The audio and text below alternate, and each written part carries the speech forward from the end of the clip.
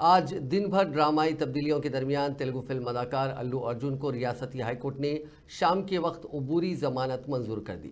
खबर अज़ीं आज दोपहर नामपल्ली की 9वीं additional chief metropolitan magistrate court ने हैदराबाद के संध्या थिएटर में भगदड़ के वाक़े में गिरफ्तार तेलुगु अदाकार अर्जुन को 14 दिन के लिए अदालती तहवील में दे दिया था। पुष्पा 2 दी रूल के प्रीमियर शो के दौरान सिंधिया थिएटर में रोनुमा इस वाक़े में एक खातून हलाक हो गई थी, जिस पर पुलिस ने इस वाक़े के खिलाफ सिंधिया थिएटर के इंतजामिया, फिल्म के प्रोड्यूसर समेत अदाकार अल्लू अर्जुन के खिलाफ चिकरपल्ली पुलिस स्टेशन में मुकदमा दर्ज कर लिया था, जिसमें अल्लू अर्जुन को मुलजिम नंबर 11 बनाया गया था। इस केस के सिलसिले में पुलिस ने अल्लू अर्जुन को जुमे की सुबह उनकी रिहाइशगाह से गिरफ्तार करने के बाद चिकरपल्ली पुलिस स्टेशन में उनका बयान कलमबंद किया और गांधी हॉस्पिटल में उनके तिब्बी मुआयने करवाए। बादअज़ां उन्हें नामपल्ली की अदालत में पेश किया गया, जिन्हें अदालती तहवील में दे दिया गया।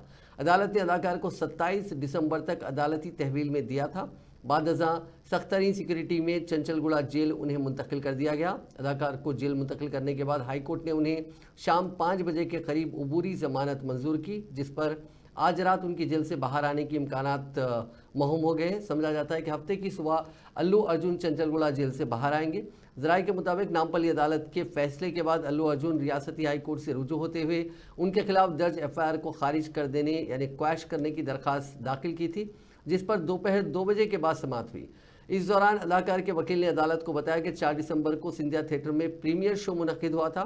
अल्लू अर्जुन अपनी हर फिल्म के प्रीमियर शो और रिलीज के दिन सिनेमा थिएटर जाते हैं।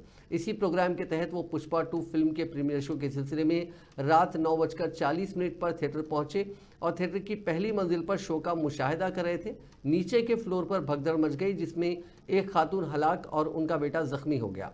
अल्लू अर्जुन के वकील ने कहा कि भगदड़ के वाक़े में अदाकार की कोई गलती नहीं है, पुलिस के नामुनासिब हिफाजती इंतजामात की वजह से ये सानहा पेश आया। उन्होंने अदालत से दरख्वास्त की कि वो FIR से अदाकार के नाम को खारिज कर दें।